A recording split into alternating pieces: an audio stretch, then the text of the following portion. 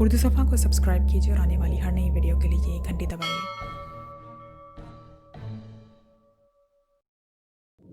हाल से निकलकर वो कार में बैठे और कार आंधी और तूफान की तरह दौड़ती हुई होटल कंपाउंड से निकली और सड़क पर इंतहाई तेज रफ्तारी से दौड़ने लगी। मैडम का चेहरा गुस्से और झुंझलाहट की वजह से सुर्ख हो रहा था। मैं इस ब्लैक गर्ल की बोटियां नोच लूंगी, मैडम ने बड़बड़ाते हुए कहा। राशिल खामोश बैठा था। उसे एहसास हो रहा था कि बुनियादी गलती उससे हुई है जिसकी वजह से ये सारा चक्कर चला है। मैडम आंधी और तूफान की तरह कार दौड़ाती हुई शकील टाउन में दाखिल हुई और फिर उसने कार कोठी नंबर 12 के गेट पर जाकर रोक दी। मगर दूसरे लम्हे वो चौंक पड़ी क्योंकि गेट खुला हुआ था और कोठी खाली पड़ी हुई थी।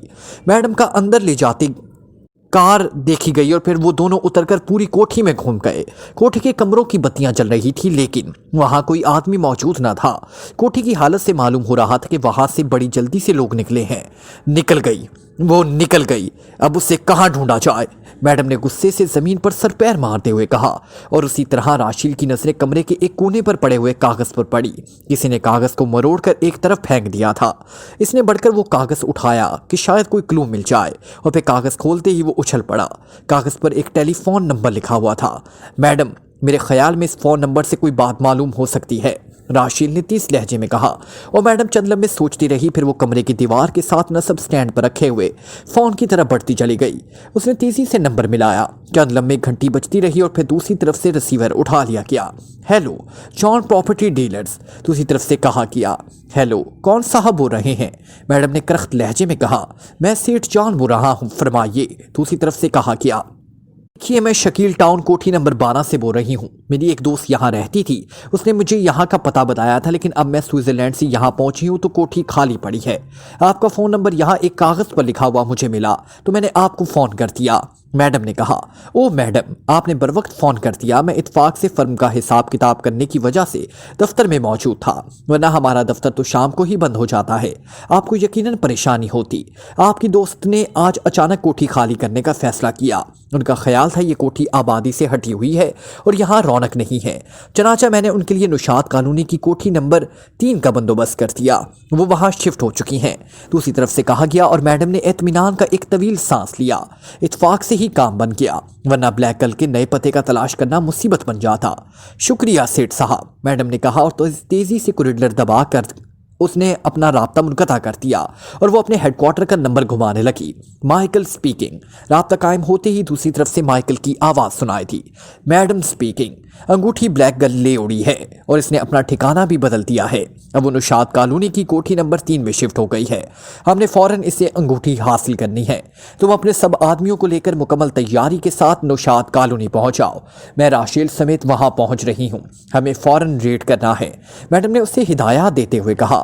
बेहतर मैडम, हम अभी पहुंच जाते हैं, माइकल ने जवाब दिया। और मैडम ने रिसीवर कॉरिडोर पर फेंका और फिर राशिल से मुखातिब होकर कहने लगी, आओ राशिल, जल्दी करो। और फिर तेजी से पोर्च की तरफ भागती चली गई। राशिल ने भी जाहिर है इसकी पैरवी ही करनी थी। बहरहाल उसे खुशी थी कि उसकी वजह से बात बन गई है, वरना अंगूठी ना मिलती तो। मैडम का गुस्सा बहरहाल उस पर उतरना था। इमरान ने जोसेफ को होश में लाकर उसे मेकअप साफ करने और कपड़े बदलने के लिए कहा। जोसेफ की आदत थी कि जब भी इमरान उसे किसी मिशन पर बुलाता तो उसने एक फौरी किस्म का मेकअप बनाया हुआ था। वो ज़रूरी ही मेकअप करके ही बाहर निकलता। उसको मेकअप करने की आदत इस वक्त पड़ी थी जब वो ब्लैक प्रिंस का रूप धार कर इमरान से टकराया था। ना सिर्फ टकरा गया था बल्कि इमरान को आंखों चने भी चबवाए थे। चनाचा इस बार भी जब इमरान ने उसे बैग समेत बुलवाया तो जोसेफ अपनी आदत के मुताबिक मेकअप करके और चुस्त स्याह लिबास पहन कर आया था, क्योंकि बैग मंगवाने की वजह से इतना तो वो समझा था कि किसी इमारत में इमरान जाना चाहता है। इमरान अब कमरे में बैठा टाइगर का इंतजार कर रहा था, लेकिन जब काफ़ी देर हो गई और इमरान के अंदाजे के मुताबिक इतना वक्त गुजर चुका था कि टाइगर अपने होटल से चलकर राना हाउस तक पहुंच सकता है, लेकिन इसके बावजूद टाइगर ना आया तो इमरान की छठी हिस्स ने खतरे का अलार्म बजाना शुरू कर दिया। उसने चंद लम्हे मजीद इंतजार करने के बाद टेलीफोन का रिसीवर उठाने के लिए हाथ ही बढ़ाया कि टेलीफोन की घंटी बज उठी और इमरान ने चौंक कर रिसीवर उठा लिया। टाइगर बोल रहा हूँ जनाब, टाइगर की मधम सी आवाज़ सुनाई थी। उसके लहजे से यूँ महसूस हो रहा था जैसे वो बड़ी मुश्किल से बोल रहा है। क्या बात है टाइगर, तुम अंगूठी लेकर पहुँचे नहीं, इमरान ने सख्त लहजे में पूछा। बॉस, मैं अंगूठी लेकर कमरे से निकलने ही वाला था कि एक गैर मुल्की लड़की वहाँ आ गई और फिर ज़बरदस्त जंग के बाद वो मुझे बेहोश करने में कामयाब हो गई। इसके बाद मुझे कतरे होश आया तो एक गैर मुल्की लड़की मुझ पर झुकी हुई थी। उसने भी अंगूठी के मुतल्लिक ही सवाल किया। उसके साथ ही गैर मुल्की मर्द था। मैंने उससे नीम बेहोशी के आलम में कुछ कहा जिसका मुझे एहसास नहीं, और वो दोनों ही फौरन चले गए। पूरी तरह होश में आने के बाद जब मैंने चेक किया तो अंगूठी गायब थी, और मैं आपको फ़ोन कर रहा हूँ अब। टाइगर ने रुक रुक कर कहा। ओह, ये बहुत बुरा हुआ, मगर एक लड़की ने तुम पर काबू कैसे पा लिया? इमरान ने इंतहाई सख्त लहजे में कहा। बॉस, इत्फाक ऐसा हुआ कि चलते हुए टेबल लैंप की तार टूट गई और मुझे ज़बरदस्त इलेक्ट्रिक शॉक लगा और मैं मफलूज सा हो गया, और उसने मेरे सर पर एशट्रे मारकर मुझे शदीद ज़ख्मी करके बेहोश कर दिया। बहरहाल मैं शर्मिंदा हूँ, टाइगर ने जवाब दिया। अच्छा, इस गैर मुल्की लड़की का हुलिया बताओ, इमरान ने मौजू बदलते हुए कहा, क्योंकि इतना तो वो भी अच्छी तरह समझता था कि टाइगर आसानी से मार खाने वालों में से नहीं है, बस इत्फाक से मार खा गया होगा। और जब टाइगर ने तफसील से पहली लड़की का हुलिया बताया तो इमरान फौरन समझ गया कि ये हुलिया ब्लैक गर्ल का है, जिसके कब्जे से वो राशील को छुड़वा लाया था। और दूसरी गैर मुल्की लड़की का हुलिया बता सकोगे? इमरान ने पूछा, क्योंकि टाइगर ने पहले ही बता दिया था कि इस वक्त वो नीम बेहोशी के आलम में था।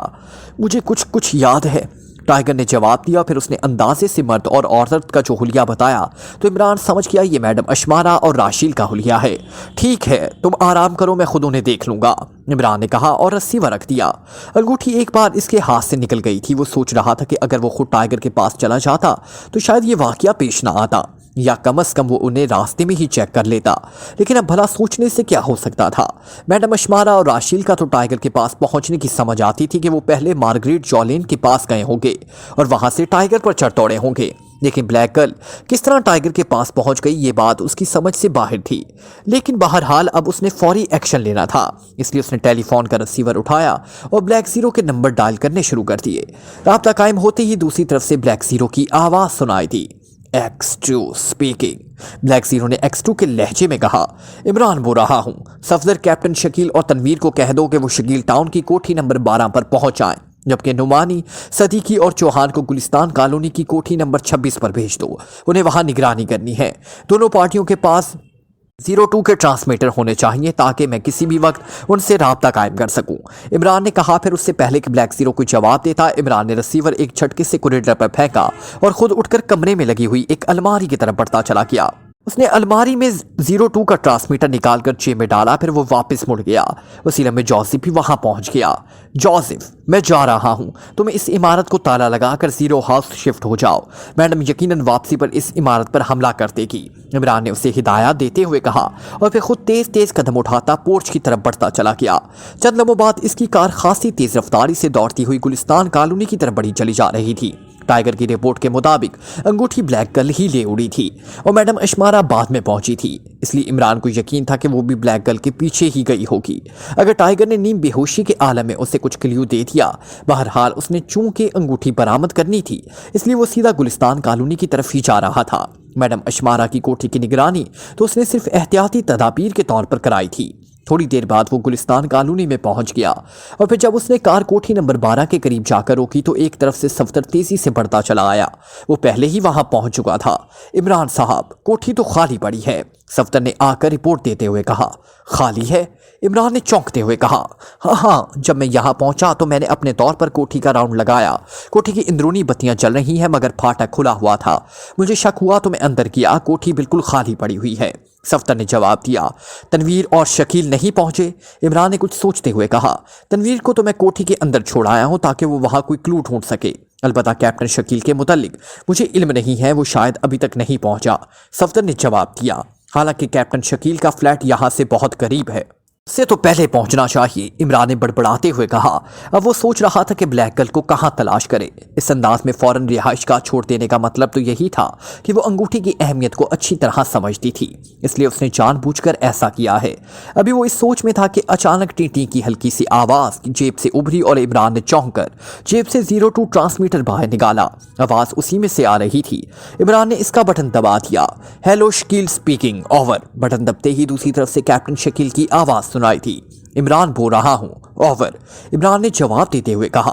इमरान साहब, जब मैं हिदायत के मुताबिक गुलिस्तान कॉलोनी की कोठी नंबर 12 के करीब पहुंचा तो उसी लम्हे कोठी में से एक कार बाहर निकली। इसमें एक गैर मुल्की लड़की और एक गैर मुल्की मर्द मौजूद था। इनका अंदाज कुछ मशकूक सा था, इसलिए मैंने मुनासिब समझा कि इनका ताकुब किया जाए। चनाचा वो वहां से निकलकर अब नुशात कॉलोनी की कोठी नंबर 3 के करीब मौजूद हैं और यूं छपे हुए हैं जैसे वो खुफिया तौर पर कोठी के अंदर दाखिल होना चाहते हों। चनाचा मैंने सोचा कि अब आपको इतला कर दूं। ओवर, कैप्टन शकील ने तफसील बताते हुए कहा। ओह ठीक है, तो वहां की निगरानी करो, हम लोग वहीं आ रहे हैं। ओवर, इमरान ने जवाब दिया। बेहतर, मैं ख्याल रखूंगा। ओवर, कैप्टन शकील ने कहा। ओवर एंड ऑल, इमरान ने कहा और बटन ऑफ करके ट्रांसमीटर जेब में डाल दिया। सफदर, तुम तनवीर को लेकर नुशात कॉलोनी कोठी नंबर 3 पहुंच जाओ, मैं भी वहीं जा रहा हूं। मेरा ख्याल है ये लोग यहां से शिफ्ट होकर वहां चले गए हैं, इमरान ने सफदर से कहा और सफदर सर हिलाता हुआ तेजी से वापस मुड़ गया और इमरान ने कार आगे बढ़ा दी। वो सोच रहा था कि कैप्टन शकील ने बरवक्त कार्रवाई की है, वरना उसे इन लोगों की तलाश करने में खासा वक्त लग जाता। वो खासी तेज रफ्तारी से नुशात कॉलोनी की तरफ उड़ा चला जा रहा था। ब्लैक गर्ल ने जब महसूस किया कि अब टाइगर मुकम्मल तौर पर बेहोश हो चुका है तो उसने एक तवील सांस लेते हुए हाथ रोका और फिर उसने एशट्रे एक तरफ फेंककर तेजी से टाइगर की तलाशी लेनी शुरू कर दी और चंद लम्हों बाद ही उसकी जेब से अंगूठी बरामद कर लेने में कामयाब हो गई। उसने एक लम्हे के लिए अंगूठी को गौर से देखा, क्योंकि वो तो सिर्फ इस बुनियाद पर यहाँ आ गई थी कि राशेल ने अंगूठी दी है। वो शायद मैडम अशमारा के मिशन का कोई क्लू मिल जाए। अंगूठी बिल्कुल आम सी थी और ऐसी अंगूठियां बाजार में आम मिलती थी, इसलिए बेज़ाहिर अंगूठी में ऐसी कोई खास बात नजर नहीं आ रही थी। लेकिन उसने सोचा कि हेडक्वार्टर जाकर वो एतमीनान से इससे चेक करेगी। चनाचा अंगूठी को जेब में डालकर वो तेजी से मुड़ी और फिर बाहर निकलकर उसने दरवाज़ा बंद किया और लिफ्ट की तरफ बढ़ती चली गई। चंद लम्हों बाद वो हॉल में पहुंची थी। वो बड़े एतमीनान से चलती हुई हॉल से बाहर आई और पार्किंग में मौजूद अपनी कार में बैठकर उसने कार होटल से बाहर निकाली और फिर उसने कार का रुख नुशात कॉलोनी की तरफ कर दिया। वो सोच रही थी कि अब मैडम अशमारा के पीछे लगने की बजाय उससे खुद मिशन की कामयाबी के लिए हाथ पैर मारने चाहिए। हो सकता है कि वो मैडम अशमारा से पहले मिशन में कामयाब हो जाए। वो कार चलाने के साथ साथ आइंदा की प्लानिंग भी करती रही और थोड़ी देर बाद उसकी कार नुशात कॉलोनी में दाखिल हो गई। उसने कोठियों के नंबर देखने शुरू कर दिए और फिर उसे 3 नंबर कोठी दिखाई दी। खासी वसी और अरीज और जदीद अंदाज में बनाई हुई 9 तामीर शुदा कोठी थी। उसने कोठी के गेट पर जाकर कार रोकी और फिर मुसलसल हारन बजाना शुरू कर दिया। चंद लम्हों बाद ही गेट की छोटी खिड़की खुली और एक नौजवान बाहर निकल आया। उसने ब्लैक गर्ल को देखते ही बड़ी तेजी से सलाम किया और तेजी से मुड़कर वापस चला गया और चंद लम्हों बाद फाटक खुलता चला गया। ब्लैक गर्ल कार अंदर पोर्च में लेती चली गई। पोर्च में कार रोककर जैसे ही वो उतरी, मुअक्किल वहां आ गया। आइए मैडम, मैं आपको कोठी का सर्वे करा दूं। ये कोठी पहले की निस्बत ज्यादा अच्छी है, मुअक्किल ने मौतबाना लहजे में कहा। बाद में देखेंगे, मैं पहले इस अंगूठी को चेक करना चाहती हूँ। ऑपरेशन रूम में चलो, ब्लैक गर्ल ने स्पॉट लहजे में जवाब देते हुए कहा। ठीक है मैडम, आइए, मुअक्किल ने सर हिलाते हुए कहा और फिर वो तेजी से राहदारी की तरफ बढ़ गया। मैडम इसके पीछे थी। चंद लम्हों बाद ही एक बड़े से कमरे में पहुंच गई, जहां मुख्तलिफ रंगों के बड़े बड़े बैगों में से पुर्जे निकाल कर दीवार के साथ मशीनें फिट करने में मसरूफ थे लोग। कमरे के दरमियान में एक बड़ी सी मेज मौजूद थी, जिसके गिर्द 4 कुर्सियां रखी हुई थी। कोठी की हिफाजत का बंदोबस्त कर लिया है ना, ब्लैक गर्ल ने एक कुर्सी पर बैठते हुए कहा। मैडम, ये मशीनें फिट करने के बाद कोठी का हिफाजती निज़ाम भी नस्ब कर दिया जाएगा।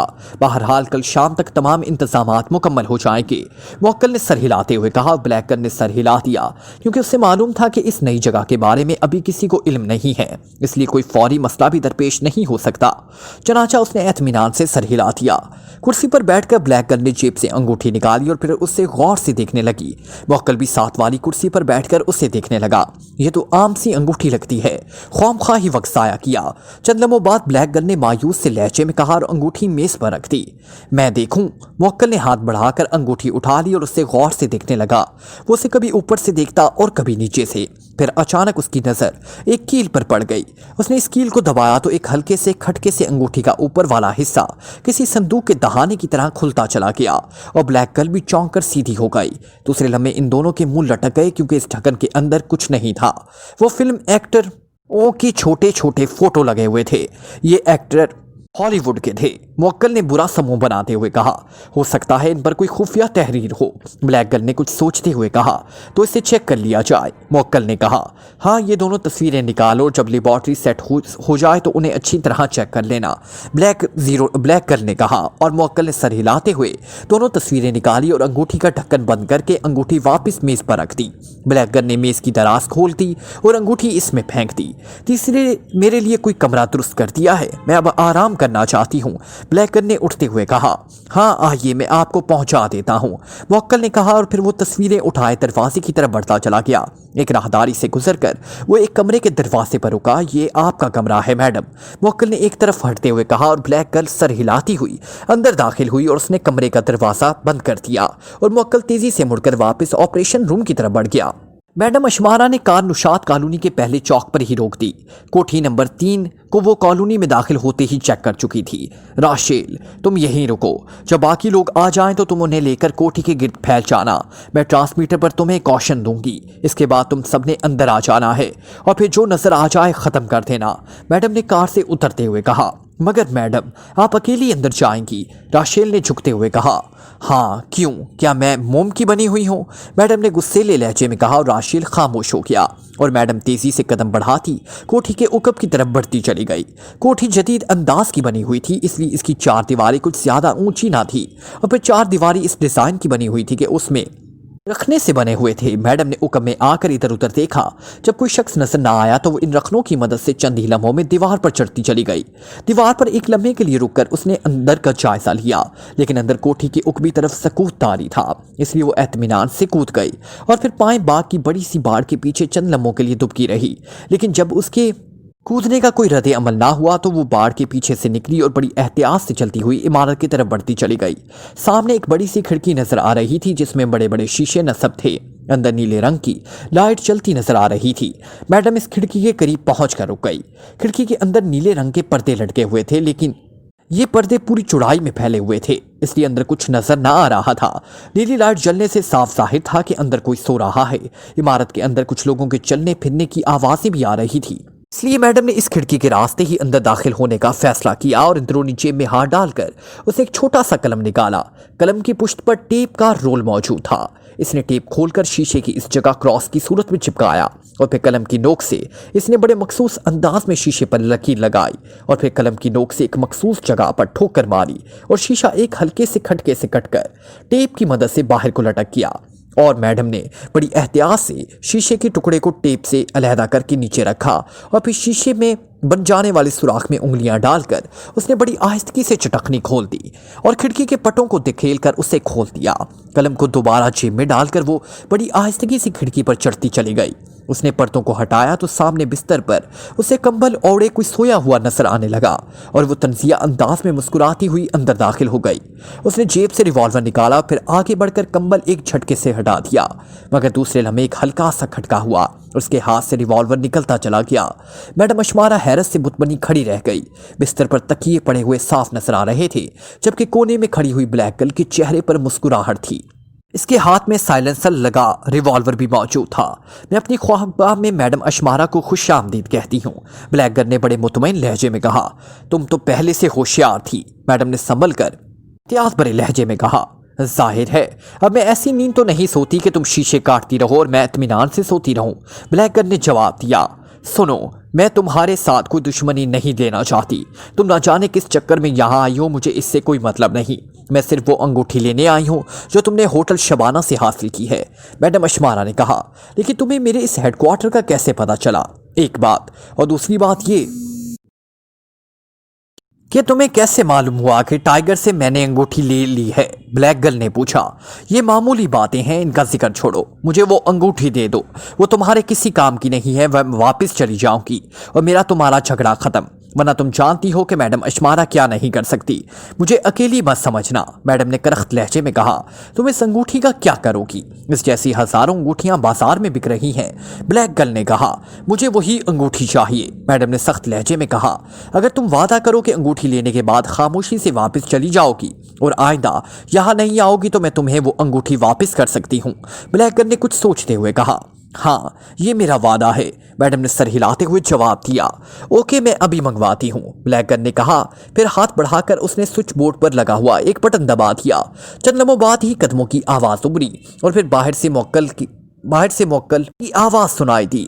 मैडम, आपने बुलाया है? हाँ मोक्कल, ऑपरेशन रूम की मेज़ की दराज में वो अंगूठी पड़ी है जो मैं अभी ले आई हूँ, वो ला दो मुझे, ब्लैक गर्ल ने अंदर से जवाब देते हुए कहा। ओके मैडम, मोक्कल ने कहा और फिर कदमों की आवाज़ वापस जाती सुनाई थी। मैडम, मुझे पूछना तो नहीं चाहिए, लेकिन बहरहाल वक्त गुजारने के लिए पूछ रही हूँ कि इस मुल्क में तुम्हारा क्या मिशन है? ब्लैक गर्ल ने कहा। मैं तो सिर्फ यहाँ सैर व तफरीह के लिए आई थी, इस जैसे पसमानदा मुल्क में मेरा क्या मिशन हो सकता है? मैडम ने मुस्कुराते हुए जवाब दिया और ब्लैक गर्ल ने यूं सर हिलाया जैसे उस मैडम की बात से पूरा इत्फाक हो। तकरीबन 5 मिनट बाद ही बाहर से कदमों की आवाज़ सुनाई दी। मैडम, तुम बाथरूम में चली जाओ, मैं नहीं चाहती कि मोक्कल तुम्हें देख ले, ब्लैक गर्ल ने कहा और मैडम तेजी से बढ़कर बाथरूम में छुप गई। मैडम, बाहर से मोक्कल की आवाज़ सुनाई दी। कम इन, ब्लैक गर्ल ने कहा और रिवॉल्वर जेब में डालकर वो मुड़ी और दरवाजे की चटखनी खोल दी। मोक्कल हाथ में अंगूठी पकड़े अंदर दाखिल हुआ और ब्लैक गर्ल ने उससे अंगूठी ले ली और फिर मोक्कल को वापस जाने के लिए कहा। मोक्कल के जाने के बाद उसने दरवाज़ा दोबारा बंद किया। उसी लम्हे मैडम भी बाथरूम से बाहर आ गई।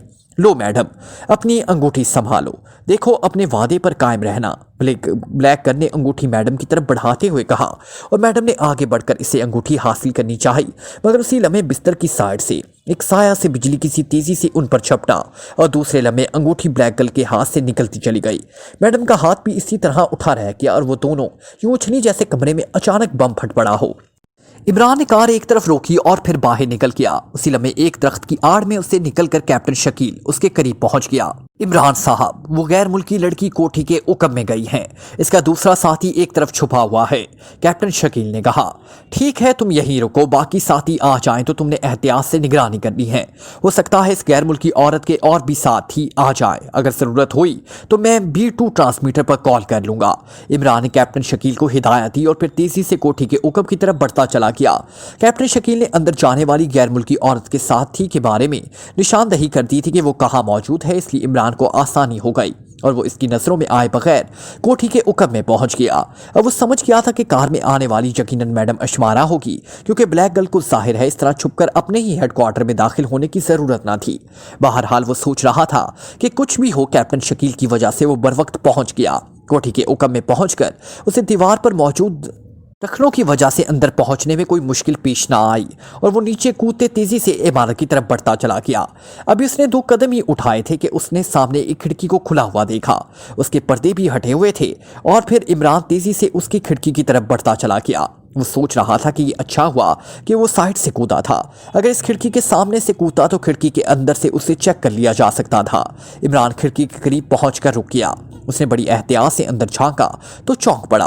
अंदर दरवाजे के करीब ब्लैक गर्ल हाथ में रिवॉल्वर पकड़े खड़ी थी, जबकि उसके सामने मैडम अशमारा बड़े मुतमईन अंदाज में मौजूद थी।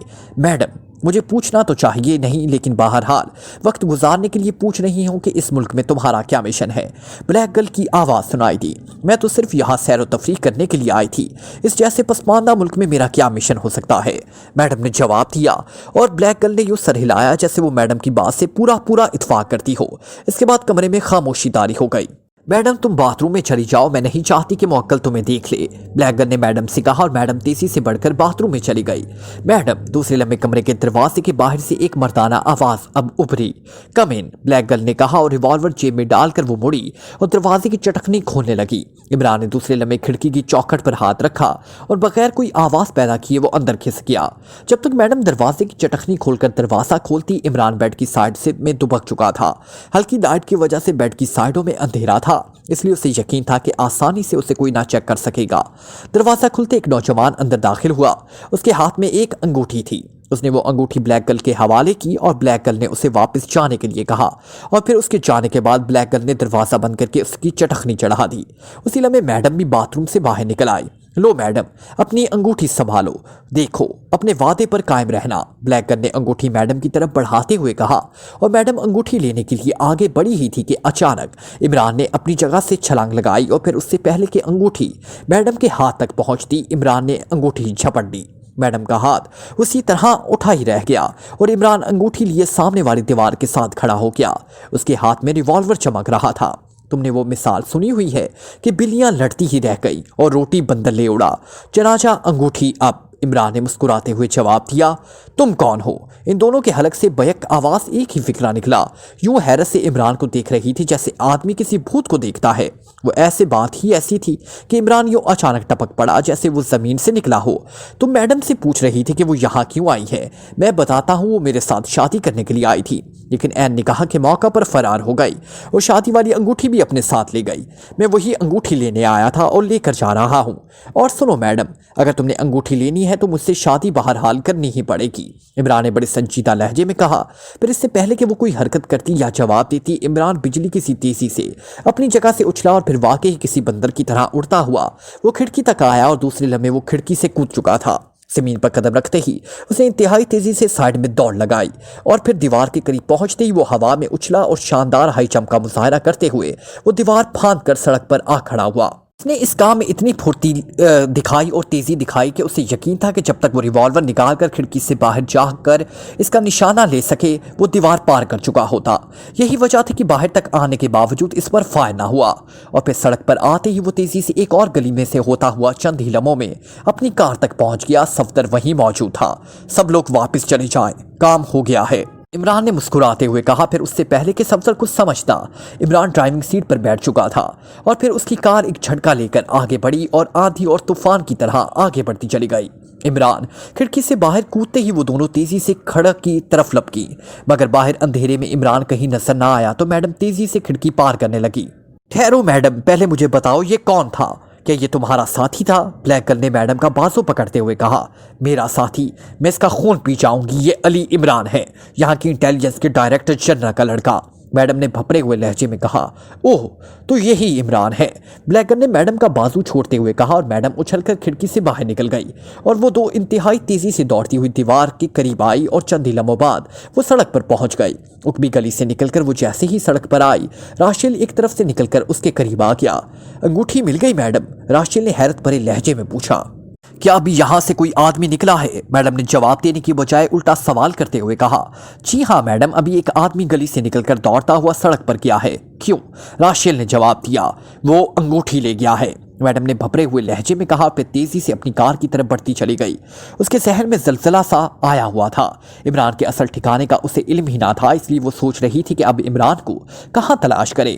بہرحال اس نے کار میں بیٹھ کر راشیل سے مخاطب ہو کر کہا، تم باقی ساتھیوں کو لے کر ہیڈ کوارٹر پہنچو، میں وہاں آ جاؤں گی، میڈم نے سخت لہجے میں کہا، اور پھر ایک جھٹکے سے کار آگے بڑھا دی۔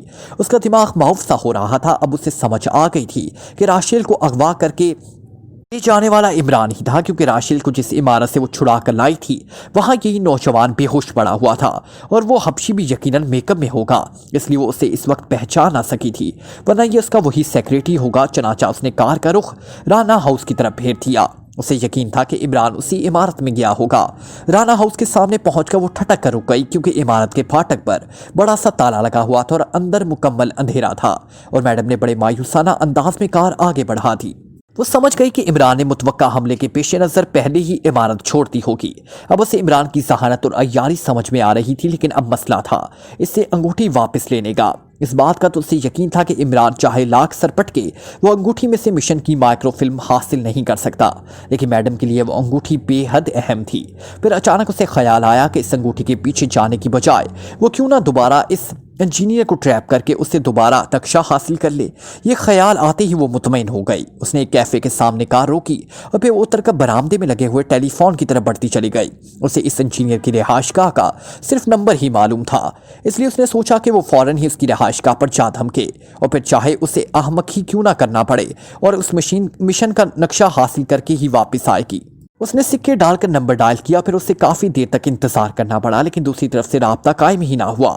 گھنٹی دوبارہ ڈائل کی اور انکوائری کا نمبر گھما دیا، لیکن چند لمحوں بعد اس کی امیدوں پر اوس پڑ گئی، کیونکہ انکوائری آپریٹر نے بتایا کہ وہ فون کٹ چکا ہے، کیونکہ فون کا مالک طویل عرصے کے لیے غیر ملک چلا گیا ہے اور عمارت اس نے خالی کر دی ہے۔ اب اس کے سوا اور کوئی چارہ نہ تھا کہ انگوٹھی عمران سے ہی واپس حاصل کی جائے، کیونکہ اب مشن کامیابی ناممکن ہو گئی تھی۔ جس پر دفاعی سسٹم نصب تھا وہاں تک پہنچنا ہی ناممکن تھا۔ وہ یہی سوچتی تھی کہ دوبارہ کار میں آ بیٹھی اور اس نے کار کا رخ واپس اپنے ہیڈ کوارٹر کی طرف کر لیا۔ इस वक्त रात काफ़ी से ज़्यादा गुजर चुकी थी, इसलिए जाहिर है इस वक्त कुछ भी ना हो सकता था। अब यही एक सूरत थी कि वो सुबह को अपने साथियों समेत इमरान की तलाश के लिए निकलती। हेडक्वार्टर पहुंचते ही अचानक एक ख्याल उसके जहन में आया और वो बेइख्तियार सेट पर ही उछल पड़ी। उसकी आंखें चमकने लगी। वाकई अच्छा ख्याल था। इस तरह ना सिर्फ वो इमरान से अंगूठी वापस हासिल कर सकती थी बल्कि उससे जी भर के इंतकाम भी ले सकती थी। और फिर उसने इस आइडिया पर अमल करने का फैसला किया। अब वो मुतमईन थी, बेहद मुतमईन। इमरान अंगूठी लिए सीधा दानिश मंजिल आया और फिर उसने अंगूठी को अच्छी तरह चेक किया, लेकिन अंगूठी का वो संदूक जिसमें कोई चीज़ हो सकती थी बिल्कुल खाली था। उसने उसका माइक्रो टेस्ट भी लिया और दीगर केमिकल्स लगाकर भी चेक किया कि शायद कोई काम की बात मालूम हो जाए, लेकिन वहाँ कुछ होता तो मालूम होता। आखिर 1 घंटे की मुसलसल कोशिशों के बाद इमरान को यकीन हो गया कि ये अंगूठी खाली है। अब उसके सिवा और क्या सोचा जा सकता था कि ब्लैक गर्ल ने फ्रॉड किया है। उसने असली अंगूठी वापस करने की बजाय नकली अंगूठी वापस की है। यही वजह थी कि वो बड़ी आसानी और एतमीनान से अंगूठी वापस कर रही थी। इससे साफ जाहिर था कि असल अंगूठी ब्लैक गर्ल के पास है और मैडम अशमारा को भी इसका इल्म नहीं। एक लम्हे के लिए उसने सोचा कि अभी जाकर ब्लैक गर्ल से वो अंगूठी हासिल कर ले, लेकिन फिर उसने इरादा तर्क कर दिया क्योंकि ब्लैक गर्ल के नुक्ताए नज़र से मैडम अशमारा धोखा खा चुकी है। इसलिए वो फौरन फरार ना होगी बल्कि कुछ देर इंतजार करने के बाद ही अंगूठी को किसी खुफिया जगह से निकालेगी। चनाचा उसने सुबह तक इंतजार करने का फैसला किया।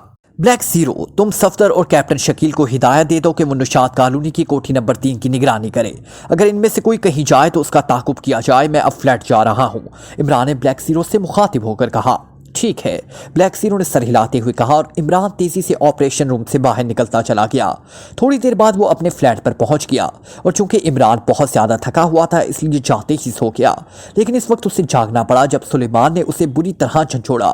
क्या बात है? इमरान ने गुस्सेले लहजे में कहा। बड़े साहब आए हैं, सर सुल्तान भी उनके हमरा हैं और आदमी भी हैं। जल्दी कीजिए, बड़े साहब बड़े गुस्से में हैं, सुलेमान ने परेशान लहजे में कहा। अरे बाप रे, ये सुबह सुबह नाश्ता कराना पड़ जाएगा सबको, इमरान ने बिस्तर से छलांग लगाते हुए कहा। फिर वो तेजी से ड्रेसिंग रूम में घुसता चला गया ताकि हुलिया दुरुस्त कर सके। वैसे वो सोच रहा था कि इन सब हजरात की सुबह सुबह शानो नसूल क्या हो सकती है, लेकिन कोई बात समझ ना आ रही थी। बहरहाल मुंह धोकर कंघी करके और कपड़े बदल कर वो 10 मिनट बाद ही ड्राइंग रूम की तरफ चल पड़ा। उसने अपने चेहरे पर हमाकतों की नकाब चढ़ा ली थी, लेकिन ड्राइंग रूम में दाखिल होते ही उसके 14 तबक रोशन हो गए और इस बार वो अदाकारी ना कर सका बल्कि वाकई हैरत की शिद्दत से उसकी आंखें फटी की फटी रह गई, क्योंकि ड्राइंग रूम में सर रहमान और सर सुल्तान के साथ एक मौलवी साहबी हाथ में रजिस्टर संभाले बैठे हुए थे। और सबसे हैरत अंगेज बात यह थी कि मैडम अशमारा भी सर रहमान के साथ सर झुकाई यूं सिमटाई बैठी थी जैसे उसने कभी सर उठाकर ही किसी को ना देखा हो। इधर आओ नालायक, बैठो मौलवी साहब के सामने, सर रहमान ने इमरान को देखते ही गुस्सेले लहजे में कहा। जनाब, मैंने कायदा पढ़ा हुआ है, अगर आप कहें तो मौलवी साहब को सुना दूं। अलिफ मद्दा, बे अलिफ बा, जीम अलिफ जा। इमरान ने बाकायदा कायदा सुनाना शुरू कर दिया। खामोश रहो बदतमीज़, मौलवी साहब भी मेरे सामने तुम्हारा निकाह हुरिया से पढ़ेंगे। इसके बाद तुम दोनों को मैं अपने हमरा ले जाऊंगा। इस बार मैं देखता हूं कि तुम किस तरह शादी से बचने की कोशिश करते हो। सर रहमान ने आंखें निकालते हुए कहा। मगर जनाब, मैं तो अभी जिंदा हूं, अभी हूर कहाँ से आ गई? जनाब, आप ही समझाएं कि बुलाए वाले साहब को।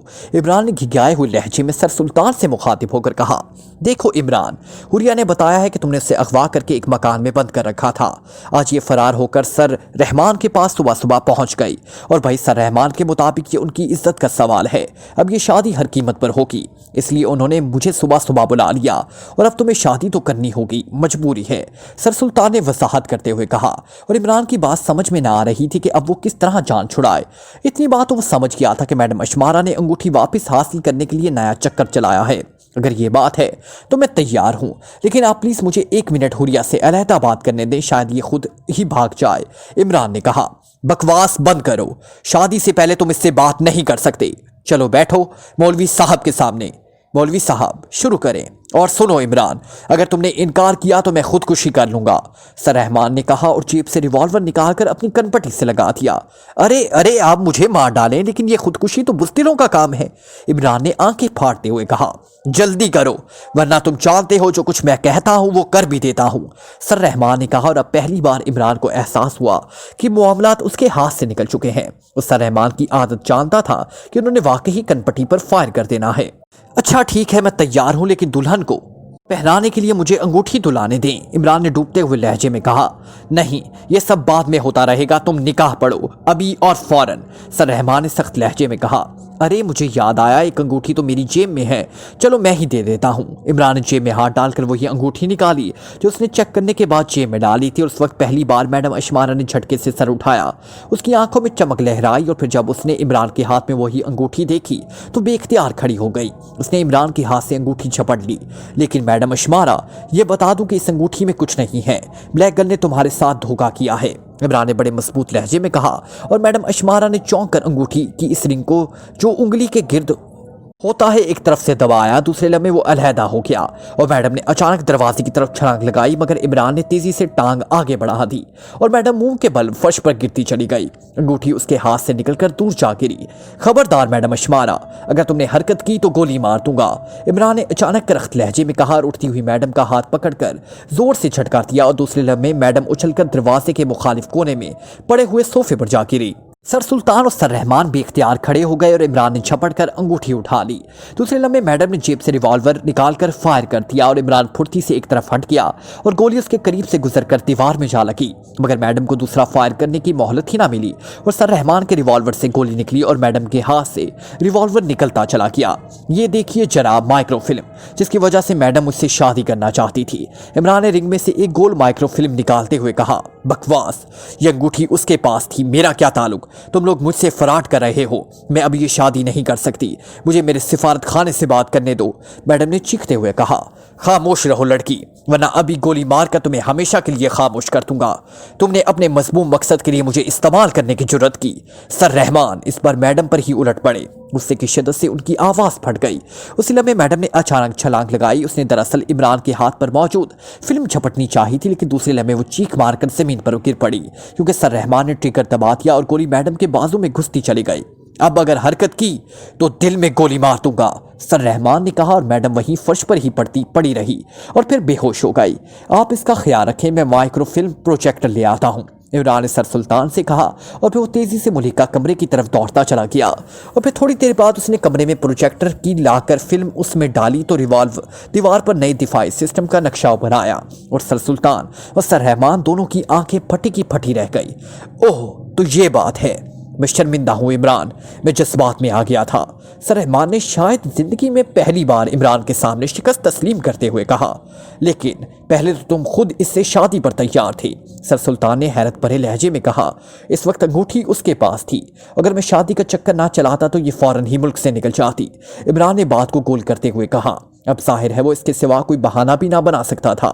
میں سپرنٹینڈنٹ فیاض کو بلاتا ہوں اور وہ اس گروہ کو گرفتار کرے گا، سر رحمان نے کہا۔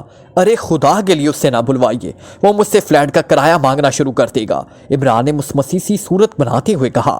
یہ فلم مجھے دو، یہ کیس سیکرٹ سروس کا ہے، میں X2 کو کال کرتا ہوں، سر سلطان اصل بات سمجھ گئے اور عمران نے جلدی سے فلم انہیں دے دی اور سر سلطان ٹیلی فون کی طرف بڑھ گئے۔ ٹھیک ہے، میں بھی چلتا ہوں، میری یہاں کی ضرورت نہیں ہے، جو کیس ہو تو وہ سیکرٹ سروس کا ہی ہو جاتا ہے، سر رحمان نے غصیلے لہجے میں کہا اور تیزی سے دروازے کی طرف بڑھتے چلے گئے۔ وہ شاید خفت کے باعث جلد از جلد وہاں سے جانا چاہتے تھے۔ ان مولوی صاحب کو بھی ساتھ لیتی جائیے، ایسا نہ ہو کہ یہ نکاح پڑھوانا ہی شروع کر دیں، عمران نے التجائیہ لہجے میں کہا۔ آئیے مولوی صاحب، سر رحمان نے مولوی صاحب سے کہا جو پہلے ہی گولیاں چلنے کی وجہ سے سہ میں بیٹھے تھے۔ ان کی بات کرتے ہی وہ یہ دوڑ کر کمرے سے نکلے جیسے وہ پہلے سے اس انتظار میں ہو۔ شکر ہے بلا ٹلی، ورنہ آج تو میں پھنس ہی گیا تھا، عمران نے اطمینان کا ایک طویل سانس لیا اور پھر وہ میڈم کی طرف بڑھ گیا جو فرش پر بے ہوش پڑی ہوئی تھی۔ وہ سوچ رہا تھا کہ اس ڈرامے کا بھی فائدہ ہو گیا، ورنہ ہو سکتا ہے کہ وہ انگوٹھی کو بیکار سمجھ کر میڈم کے حوالے کر ہی دیتا۔ اسے یہ تصور بھی نہ تھا کہ اس کے رنگ میں کوئی فلم ہو سکتی ہے۔ اور وہ تو اس کھانے کے چکر میں رہ گیا تھا. اب اسے ملک کی خوش قسمتی ہی کہا جا سکتا ہے کہ میڈم نے بلیک گرل کے فراڈ کا سن کر وہی انگوٹھی کے متعلق تسلی کرنا چاہی اور اس طرح اصل بات سامنے آ گئی. آج تم بچ گئے عمران، ورنہ آج سر رحمان فیصلہ کر کے آئے تھے کہ تمہاری شادی کر کے ہی جائیں گے. سر سلطان نے سر رحمان اور مولوی صاحب کے جانے کے بعد رسیور واپس رکھتے ہوئے کہا، لیکن بکرے کی ماں کب تک خیر منائے گی؟ سوری بکرے کا باپ، عمران نے منہ بناتے ہوئے کہا اور سر سلطان کا بے اختیار کہکا نکل گیا.